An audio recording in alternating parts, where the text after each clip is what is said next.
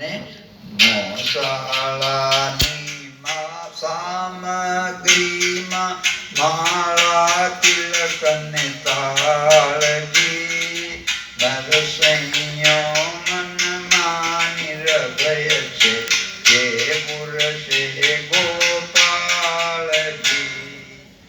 મોસાળાની સામગ્રીમાં શું છે? માળા તિલક અને તાળજી. નરસૈયો મનમાં નિર્ભય છે જે પુરુષે ગોપાળ. નરસિંહને ગજબનો વિશ્વાસ છે કે ભગવાન પુરુષે એટલે એને સામગ્રીમાં કાંઈ લીધું નથી. વેલની પૂંઠે કોતળો બાંધ્યો માહી ભરાવા જિંત્રજી દાસડી ગોપી ચંદનની છે તુલસી કાષ્ટ પવિત્રજી. હવે આ સામગ્રી આવી ગઈ. પછી હવે જો ભગવાન કોઈના હૃદયમાં વસીને કામ કરતા હોય છે તો આને માટે મહેતાજી એ બધા એને આપે છે. જૂની વેલને ધૂસરી વાંકી સાંગી તળામાં ભાંગીજી કોના તળાવા કોની પિંજણીઓ બળદ અણ્યા બે માંગીજી બળહીણા બળદો શુહીણે ખેલે વૈષ્ણવ સાતજી ચોર કરે ને ઢાળ ચડાવે બોલે જય જય વૈકુંઠનાથજી. આ પ્રેમાનંદ જરા વર્ણન આવું બધું કરે છે વેલનું ને. ખરેખર એવું ન હોય પણ અહીંયા હાસ્યરસ માટે એ પેલા બધા બળહીન બળદો હિંડ હાલે નહીં. સાધુઓ બધા ઢાળ ચડાવે દેકારો કરતા જાય પાછા બોલે જય જય વૈકુંઠનાથજી બોલતા જાય ને પછી એક બળદ ગળ્યો થઈ બેસે આખલો તાણી જાય જી પડ્યા ને પૂછ ગ્રહી ઉઠાડે બોલે જય જય વૈકુંઠનાથજી. આ બધું વર્ણન એ હાસ્યનું છે પણ એ ખરેખર એનાથી નરસિંહનું ચિત્ર એ વધારે ઉપજતું નથી, ઉલટું સામાન્ય બને છે. એટલે બહુ એને આપણે નથી પેલું કરતા. અને આવી વેલ લઈ અને નરસિંહ છે એ ઉના પહોંચે છે. ક્યારે પહોંચે છે? મધ્યાહ્ને મેં તાજી પહોંચ્યા જોવા મળ્યું સહુ ગામજી. આખું ગામ મધ્યાહ્ને પહોંચ્યા ને ગામ બધું જોવા મળ્યું. હાલે કે મામેરું લઈને આવ્યા છે અને આમાં શું છે? જો કાષ્ટ તુલસીનો ધારો મોસાળાનો ક્યાં છે હું ઉધારો. અને આ તો કે બધું રોકડું છે કે અહીંયા મોસાળાનું ક્યાં કઈ લેવા જવાનું છે. અને એટલે કઈ લખે છે રોકમાં મેરું મેં તો લાવ્યા જુઓ વૈષ્ણવની વિસાત રે એક એકી માળા આપશે ને પહેરશે નાગરી નાથ રે.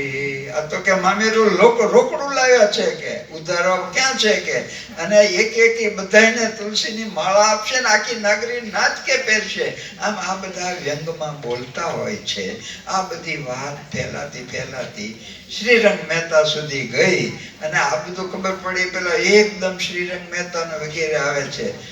સોણી શ્રીરંગ મહેતો આવ્યા ધાઈ ભાવે બેટ્યા બંને વેવાઈ મળ્યો જમાઈ જમાઈનો ભ્રાત મળ્યો સૌના ઘરનો સંગાત કપટે ભેટે ને પાછા ખસે સામગ્રી જોઈને હસે. કપટે ભેટે અને પાછા એકદમ કહી જાય અરુણ અડાઈ ગયું હોય અને પાછા સામગ્રી જોઈ જોઈને બધા હશે, મુશ્કેલી બધા કરે છે. અને એને ઉતારો પણ કેવો આપે છે કે ઉતરવા ઘર આપ્યું એક જાજામાં કડમાં ચરવિશેષ ખાટા ટેકરા વસ મોટામાં ઉપર નળિયાનું નહીં નામ એક કે જાજામાં કડ જાજા જુઆ ત્યાં મેં તાના ઉતારા હુઆ. ઉતારો આવવા ભૌતિક લોકોને આંતરિક સમૃદ્ધિ કેટલી એની છે નરસિંહની એ ખબર નથી, એટલે એ આવો ઉતારો આપ્યો. પણ નરસિંહ તો એ યો અનભિજ્ઞ, જે આ બધાથી અનાસક્ત છે અને તત્ત પ્રાપ્ય શુભાશુભમ, જે કઈ શુભ મળે કે શુભ નાભી નંદતી, એ આનંદ પણ પામતો નથી, ન દ્વેષ્ટિ, શોક પણ કરતો નથી. તસ્ય પ્રજ્ઞા પ્રતિષ્ઠિતા, નરસિંહ આવો સ્થિતા પ્રજ્ઞ છે. વળી મનુસ્મૃતિમાં મનુએ કહ્યું છે કે બ્રાહ્મણે સન્માનથી વિષની જેમ દૂર રહેવું અને અપમાનને અમૃત ગણી ગળી જવું. એટલે નરસિંહ તો આ બ્રાહ્મણ છે, એટલે એ જરાય આને લક્ષમાં લેતો નથી.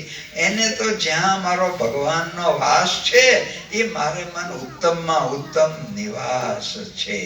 અને અહીંયા પણ છે તે ભગવાન ખાડા ટીકરામાં પણ આમ માનીને નરસિંહ એ સ્વીકારી લે છે. આ બધું નાગરો બધા વાતો, નાગરી સ્ત્રીઓ અને નાગરો બધા વાત કરે છે કે છાબમાં તુલસી દલ મૂકશે, ઉભો રહીને શંખ ફૂંકશે. આ નરસિંહ મોસાળું કેમ કરશે? તો કે છાબમાં તુલસી દલ મૂકશે, ઉભો રહીને શંખ જ ફૂંકશે, પછી વૈરાગી હરિગુણ ગાશે, એટલે મોસાળું પૂરું થશે. એ કે મને બધા સાધુઓ પાછા ગુણ હરિના કીર્તન ગાશે, મસાલો આમ થવાનું છે કે. એટલે આ બધા વાતો કરે છે. જો કે વળગણીએ બધા લુગડા લટકે છે ને ફલાણું આમ થાય છે ને. આ વેવાઈના બાઈ વેવાઈના રૂપ જો રે, કોટી કંદર્પ લાજેજી. કંદર્પ એટલે કામદેવ, રૂપાળામાં રૂપાળો દેવ. હવે આ તો કરોડ કામદેવ લાજી મરે એવા બધા વેવાઈ રૂપાળા છે કે. આ બધું કટાક્ષમાં બોલે છે. અને આ બધું વહેતી વાતો એ કુંવરને ખબર પડે છે.